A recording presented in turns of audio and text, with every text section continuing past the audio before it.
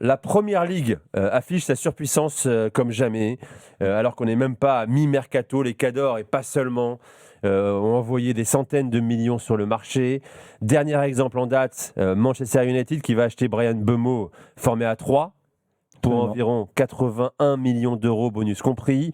Liverpool devrait sortir plus de 75 millions d'euros pour Ekitike, après avoir déjà dépensé 220 millions pour Wirtz, Kerkez et Frimpong. City, près de 130 millions pour Cherki, Reinders, Aït-Nouri. Arsenal va officialiser Madueke de Chelsea pour environ 60 millions d'euros, en attendant Gyökeres. Zubimendi est déjà arrivé pour 65 millions d'euros. C'est un délire. Chelsea a déjà dépensé, et là c'est fort, près de 300 millions d'euros sur le marché.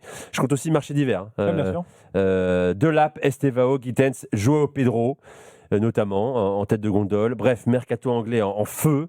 Et j'ai pas évoqué les Tottenham, Sunderland et autres Brighton qui envoient aussi du lourd.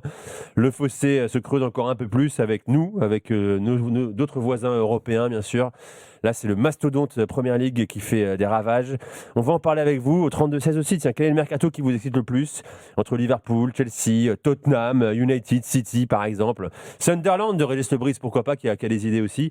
Et qui Sunderland très francophone au passage. Trop francophone. On parlera d'Armand Lorienté tout à l'heure, qui intéresse sérieusement Sunderland. Vous nous appelez donc au 32-16. Je commence avec toi. Alors, d'abord, David, toi qui es un grand suiveur de la Première Ligue, presque autant, voire plus que la Ligue 1. Comment t'expliques là, cette espèce de réveil brutal de la Première Ligue? Elle n'était pas endormie, on va pas se mentir. Mais là, tu as le sentiment que, bon les gars, on va arrêter de rigoler. On ne sort pas d'une grande saison, que ce soit dans le championnat domestique, même s'il y a eu une victoire en Coupe d'Europe, au niveau en Ligue des Champions. Ça s'est pas passé comme d'habitude. Est-ce que ceci explique cela? Ou est-ce qu'il y a des facteurs économiques plus précis? Il y a deux facteurs économiques majeurs. Il y a le nouveau deal télévisuel 2025-2029. Plus 17%, c'est ça ? Plus 17%, mais après, le plus 17%, il est un peu différent parce qu'ils vont diffuser plus de matchs. Et c'est peut-être aussi la dernière fois que l'exception anglaise, le 3 p.m. blackout, c'est-à-dire qu'en Angleterre, au Royaume-Uni, on n'a pas le droit de diffuser du foot anglais ou du foot tout court en live entre 3h et 5h pour forcer les gens à aller au stade. Exactement. Mais on parle quand même sur 4 ans avec les droits internationaux de plus de 12 milliards d'euros. Donc en fait, sur 4 ans, ça classe un peu. 12 milliards d'euros. Absolument. Ça classe un peu. Et les droits domestiques, c'est 6,7. Ouais, tu dis qu'il y aura plus de matchs, je comprends pas. Ça veut dire non, il y aura plus de matchs qui seront télévisés. En fait, il y aura moins de matchs justement en blackout et plus de matchs télévisés. Et à nombre de matchs égaux, le nouveau deal est quasiment équivalent, mais ça fait quand même énormément d'argent. Et surtout, il y a énormément ou beaucoup de clubs qui étaient ennuyés par le Profit and Sustainability Rule, le fair play financier domestique anglais. On a vu des transferts, tu te souviens l'année dernière, Elton, avant la deadline, un peu bizarroïde avec Vlaco Dimos, le 3e gardien de Nottingham. Douglas Luiz qui est balancé à la Juve. Exactement, avec Barrenetxea qui est balancé à Newcastle. Newcastle qui est obligé de vendre Yacouba Minteh à Brighton. Et ça, la plupart des clubs ont trouvé des parades. On a vu Chelsea qui s'est auto-vendu des hôtels et qui s'est auto-vendu sa section féminine. On a vu Aston Villa qui a emboîté le pas, qui s'est auto-vendu sa section féminine. Et donc tous les clubs qui étaient un peu ric-rac financièrement ont cette fois une marge de manœuvre financière. Donc là, on est plongé dans une course à l'armement. Liverpool, qui avait été très sage plusieurs étés, notamment l'été dernier, avec une seule recrue, Federico Chiesa, Mamadashvili, qui avait été prêté à Valence. Tout le monde a de la poudre à canon pour envoyer sur le marché des transferts. Bon, voilà. Alors, quel est le mercato qui vous plaît, qui vous excite, qui vous hype le plus? Je commence avec toi, mon cher Elton. Alors moi, il y en a deux. J'en ai rajouté un il y a quelques minutes. Je vais commencer par Liverpool de manière très classique, parce que c'est le champion d'Angleterre en titre. Moi, c'est sur la variété et au niveau des noms des joueurs qui m'intéressent. Bien évidemment, il y a Florian Wirtz, il y a aussi Jérémy Frimpong, Kerkez, qui est un joueur vraiment solide de Première Ligue, qui sort d'un passage réussi du côté de Bournemouth. En plus, on attend encore de nouveaux mouvements. On parle du Go Ekitike qui devra arriver incessamment sous peu. Donc moi, ça m'intéresse parce que on voit qu'il y a déjà un socle qui est là, un socle qui est déjà très compétitif. Et à côté de ça, tu as un ajout de qualité qui, moi, me fait dire que, évidemment, Liverpool est le principal candidat à sa propre succession. Et en deuxième, ça peut paraître surprenant parce que c'est vrai qu'on les pointe du doigt par rapport aux prix qui sont excessifs, mais pour moi, c'est en adéquation avec la nouvelle réalité aujourd'hui de ce club, c'est Manchester United. Manchester United, moi, ça va être un enjeu très important cette saison parce qu'il y a des joueurs qui viennent d'arriver, c'est des joueurs de performance immédiate. De performance immédiate, que ce soit Cunha, que ce soit Bemo, c'est des joueurs typiquement Première Ligue. Alors oui, c'est pas des noms ronflants, oui, c'est pas des joueurs à fort potentiel, mais pour autant, dans le quotidien qui est très exigeant de la Première Ligue, moi c'est ce qui m'intéresse parce que Amorim, on peut le critiquer, il a toujours dit qu'il allait s'intéresser davantage au profil, et là, par rapport à ce qu'il veut mettre en place, moi, ça m'intéresse le fait d'avoir Bemo et Cunha dans la qualité de second attaquant. Il manque encore un neuf, mais je pense que l'assemblage commence à être intéressant du côté de Manchester United. Ça ne te garantira pas une qualification européenne, mais toujours est-il que moi, je suis intéressé. Toi, Liverpool, tu ne trouves pas qu'il y a quand même quelques interrogations, parce que Florian Wirtz, pardon, bien évidemment, ok. Kerkez, pour moi, c'est quasiment leur meilleur recrutement, parce que je pense que c'est vraiment une amélioration qualitative par rapport à un Robertson qui déclinait en fin de cycle, vraiment depuis plusieurs saisons. Mais Jérémy Frimpong, je l'ai vu quasiment exclusivement performant dans une défense à 3. Et là, il arrive dans une défense à 4 où le rôle de latéral droit était parfois le rôle un peu de latéral intérieur, un peu comme Hakimi au PSG, où le latéral qui restait au large, c'était vraiment le latéral gauche. Donc, est-ce que là, forcément, ça va, cet ajout va être compétitif immédiatement? Ensuite, et malheureusement, il y a plusieurs situations à gérer. Il y a la situation contractuelle de Konaté, et pour moi, le mercato sera uniquement réussi si cette situation est réglée ou si le remplaçant arrive. On parle de Marc Guéhi, arrive immédiatement. Et très tristement, il y a la situation Jota. Oui, il y a ce joueur en fait offensif. Comment remplacer Jota? On sait que Luis Diaz peut-être partir au Bayern, il a des offres d'Arabie Saoudite, donc il manque au moins encore un joueur offensif, et le puzzle ne sera pas vraiment fini tant que ce joueur offensif ne sera pas arrivé. Et Ekitike, moi j'aime beaucoup le profil, très connecté avec ses coéquipiers, mais encore une fois, au très très très haut niveau. C'est un gap qui est immense par rapport à... C'est un gap qui est immense, d'autant plus qu'on a vu que le poste d'avant-centre à Liverpool, de vrai avant-centre, je parle à Liverpool, il est très difficile à remplir. On a eu Roberto Firmino, mais qui était plus un 9,5. On voit qu'à pour Darwin Núñez, ça a été très compliqué. David, je peux le dire, le dernier, c'est Suarez. Le dernier, c'est Suarez, exactement. Le dernier, c'est Suarez. Donc c'est un poste qui est très compliqué. Quel type de circuit il va bénéficier? Là où à Francfort, il était très mis en valeur, là, est-ce que vraiment il va être en bout de chaîne?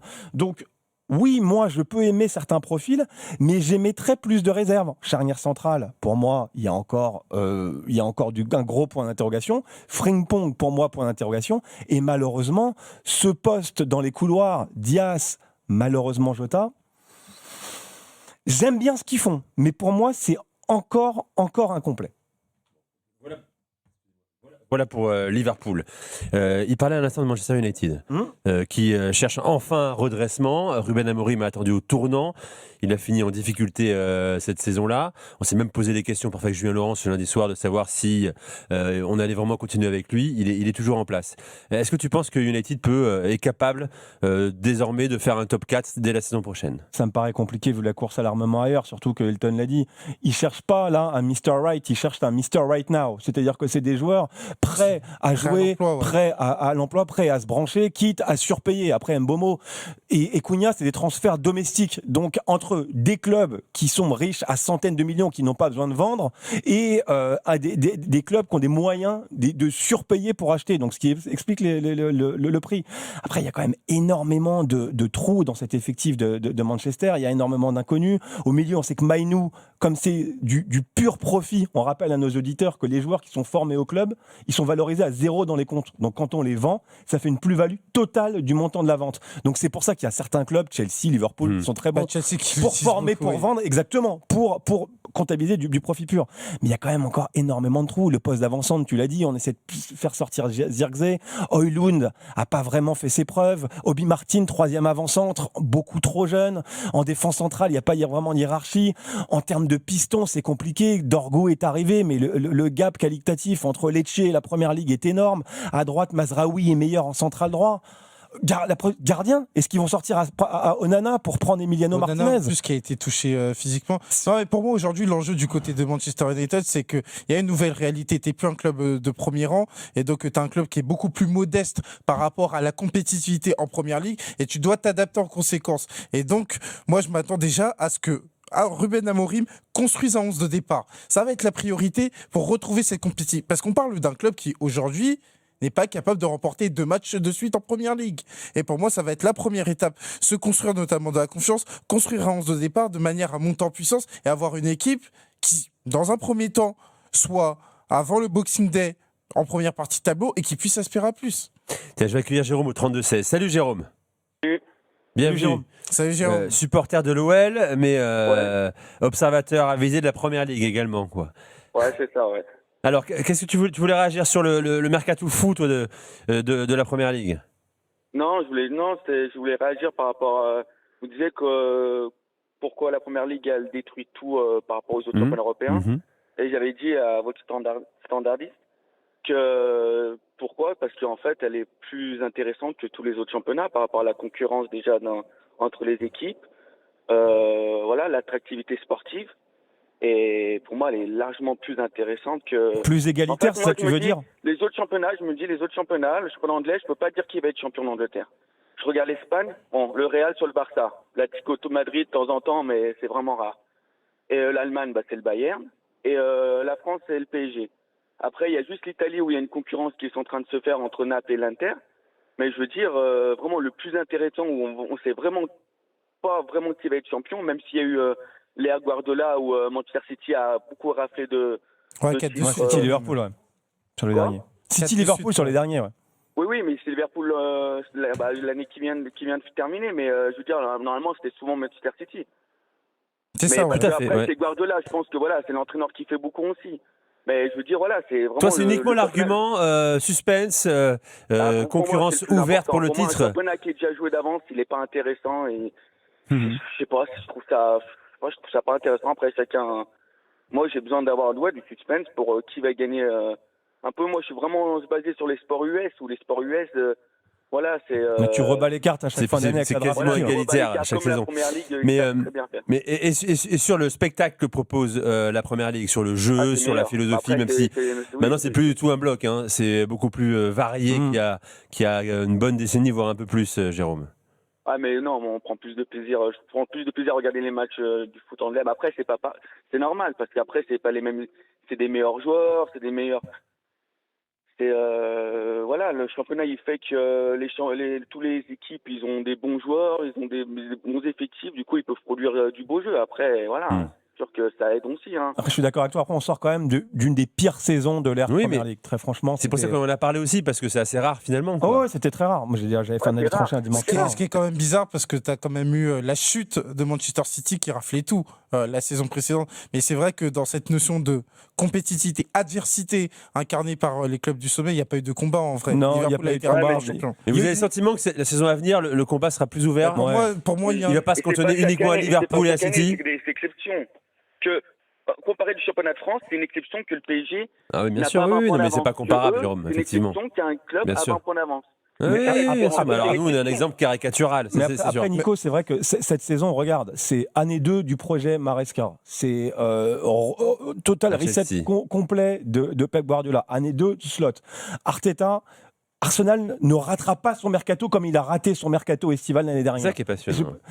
Voilà. Il y a des revanchards, exactement. Il y a des ambitieux, de plus en plus riches. Pour moi, c'est le mot pour la saison 2025-2026, quand on parle des clubs, l'orgueil. C'est l'orgueil parce que ça dépend comment on se place au niveau de l'orgueil. L'orgueil pour Liverpool qui va vouloir se dire les gars, on a peut-être les moyens d'établir une domination de créer une dynastie, c'est ce qu'ils veulent. Et exactement. Du côté de Manchester City, les gars, on a été vexés. On n'a pas perdu notre titre seulement. On a été à un moment donné ridicule sur la saison. On vient d'évoquer Manchester United. Chelsea qui a pris pour moi un shoot de confiance avec cette victoire au Mondial des clubs et qui vont vouloir dire on a envie de montrer du côté de la première ligue. Arsenal, Arteta a été contesté parce que au final, a été critiqué dans la mesure où tu vois quand même tes camarades Chelsea, Tottenham qui remportent des coupes. Et au milieu de tout ça, t'as Arsenal. Mais on l'a laissé tomber l'été dernier, Arsenal. C'est ça, oui. Arteta a fait une super saison, que ce soit avec les blessures, que ce soit en Europe Après, ou sur le plan tu sais domestique. comment ça se passe, les vases communicants, à partir du moment où tu vois le voisin qui remporte la coupe. Mais je suis complètement d'accord avec toi. Ouais, Surtout voilà. que le voisin, il est en train de s'armer. Moi, c'était c'est une ça. des deux Alors, équipes qui sont justement. en train de me plaire. Jérôme, merci d'avoir fait le Merci, 32-16. Jérôme. Oui, et je pourrais intervenir sur un dernier débat. Vas-y, dis-moi. Je voulais juste un point de vue que je partage de temps en temps, que vous avez partagé, pas sur l'after, peut-être sur notre émission, Oui. par rapport à, en fait, vous disiez que la concurrence, le PSG domine tout, mais c'est les concurrents derrière comme Marseille, Monaco, Lyon, pour l'instant c'est compliqué, Oui. mais ils suivent pas la cadence. Non, vous disiez que c'est pas normal qu'il y a 20 points d'écart entre Marseille et Paris. Mais après, moi, je voulais mon point de vue, hein. C'est Non, que mais quand on regarde- là, c'est factuel. Là, c'est même plus un point de vue, Jérôme. Oui, mais quand on regarde les budgets des clubs de Ligue 1, Ouais. Marseille joue pas dans le même championnat. C'est normal. En fait, il faudrait qu'ils fassent un sans compte contre toutes les autres équipes qui sont. Oui, bien sûr. Oui, t'as qui raison. sont même du même calibre. Mais- c'est pas possible. C'est vrai, C'est c'est ça vrai. que je veux dire, c'est qu'il y a trop de différences. Oui, alors attention, effectivement, en Première Ligue, il y a beaucoup plus de gros qu'en Ligue 1 qui peuvent lutter pour le titre, mais ce championnat aussi est fracturé en 3, voire 4 sûr. catégories aussi. Les petits resteront petits. Les 6 même derniers promus sont descendus. Même si émerge un Brighton, par exemple, cette C'est ça. saison Un notamment, Brentford. un Nottingham Forest également qui a surgi. Brentford, mais c'est fragile. Brentford, mais c'est très fragile. Il y a aussi un certain fatalisme en Angleterre, sauf qu'il y a un pool dominant qui est beaucoup plus large que... Ouais, mais je pense que chez nous, aussi Jérôme. l'erreur est plus de pas niveau budget, parce que Manchester United, ils ont un gros budget et pourtant ils y arrivent pas. Ah oui, en revanche, t'es pas à l'abri, Je pense que malgré un budget C'est vraiment te plus, vautrait. oui. sur le travail en interne des C'est clubs vrai. qui le font mal que le Tout à- budget. Parce tout que à fait. les premières ligues, les budgets, quand je regarde, moi j'avais vu le tableau de toutes les différences des budgets des clubs de chaque championnat. J'avais regardé la première ligue et la différence, elle est pas énorme entre les clubs. Hein. C'est vrai. Même contre un dixième qui peut être, West Ham, un truc comme ça. La différence entre les clubs, elle n'est pas si énorme que ça. C'est vrai, quand tu vois que un promu en première ligue, on en a parlé, type Sunderland, il encaisse un chèque de 238 millions d'euros. Et Voilà, c'est même bref. sans compter les parachutes. Donc, Voilà. Jérôme, merci d'avoir fait le Merci, 32-16. Jérôme. Quand Salut, on parle Jérôme. de Chelsea également, on en a mais bien merci. sûr parlé un petit peu après la victoire 3-0 face au PSG en finale du mondial des clubs. Chelsea qui, je le disais, c'est 294 millions d'euros cette saison, depuis cet hiver, essentiellement bien sûr cet été, puisqu'on a eu un transfert notamment, c'était en janvier dernier pour un joueur qui arrive, en l'occurrence c'était Kenda, c'est ça? C'était C'est ça, Kenda qui arrive Kenda, ouais. l'année prochaine. Ils ont fait Et- Essugo et Kenda. C'est ça Et Essugo arrive cette année et Kenda l'année prochaine. Kenda, c'est l'année prochaine, c'est ça. Bon, on a quasiment 300 millions d'euros dépensés.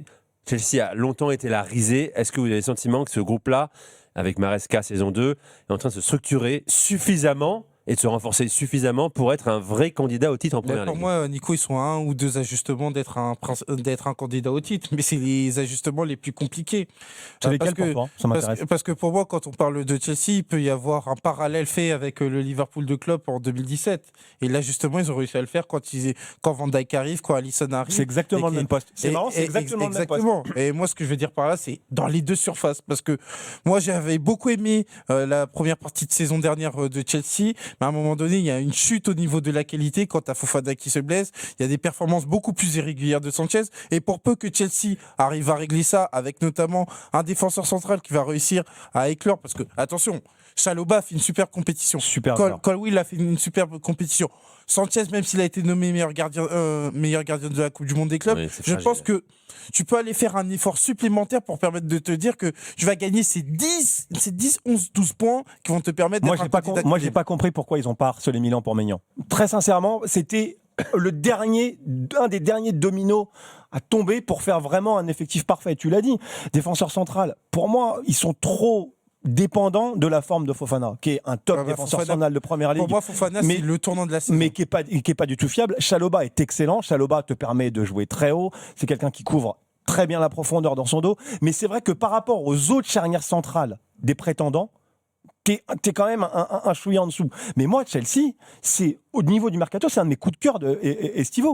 Je trouve que c'est très judicieux ce qu'ils font. Joao Pedro, c'était le joueur parfait pour le PSG. C'est-à-dire que c'est un joueur qui est capable de jouer, qui couvre 4 postes. Il peut couvrir les 3 postes derrière l'attaquant et le poste d'attaquant de pointe. C'est quelqu'un, on l'a encore vu contre le PSG, qui s'est pressé, qui se déplace parfaitement pour ses partenaires. Il y a 2 buts contre le PSG qui trouvent leur origine dans des déplacements de João Pedro. Ils ont Delap qui est un véritable poison, qui est fort de haut but, qui est un attaquant de surface, que quand tu vas faire rentrer 20-30 minutes face à des défenseurs fatigués, il va les harceler, qu'ils ont eu pour 30 millions. Donc c'est quand même une bouchée de pain quand on voit le prix d'un Højlund par exemple.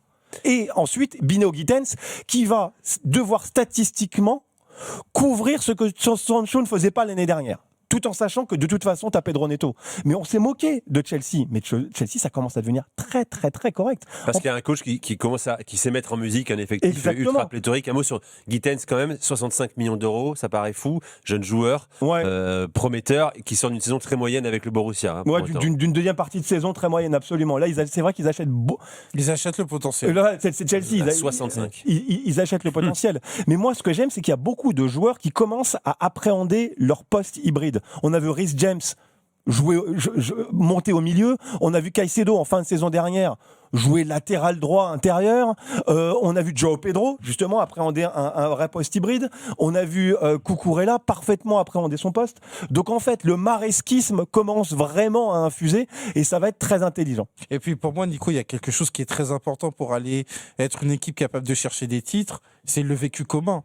Et le Chelsea qui commence à remporter des titres, c'est dans la lignée du Chelsea qui déjà la saison dernière avait perdu en prolongation de Carabao Cup, avait perdu en demi-finale de Cup contre City, et la saison suivante, mais on peut dire ce qu'on veut, ils vont remporter la Conference League, et ensuite le Mondial des clubs. Ça peut être une compétition artificielle, mais toujours est-il que pour ce jeune groupe, il faut apprendre à gagner. Ça donne la confiance. On s'éduque dans la victoire. Et là, on parle d'un club, on parle d'une équipe, on parle de jeunes joueurs qui sont en train de s'éduquer à la gagner. Sortie de Colwill. Colwill parle, exécute. C'est au moment de la sortie de Colwill, je me dis, oula, il a quand même du courage de dire ça. Chelsea qui jouera Ligue des Champions bien sûr saison prochaine, qui va devoir cumuler ces 2 compétitions parce que la Ligue Europa Conférence, effectivement, c'était du menu frottin avec un énorme turnover. Première Ligue, Ligue Europa Conférence, là, ils vont devoir enchaîner. Mais l'effectif est hyper profond. Bien sûr, beaucoup d'interrogations sur la défense à tous les postes, Chelsea, sur le chat de la chaîne YouTube de l'After.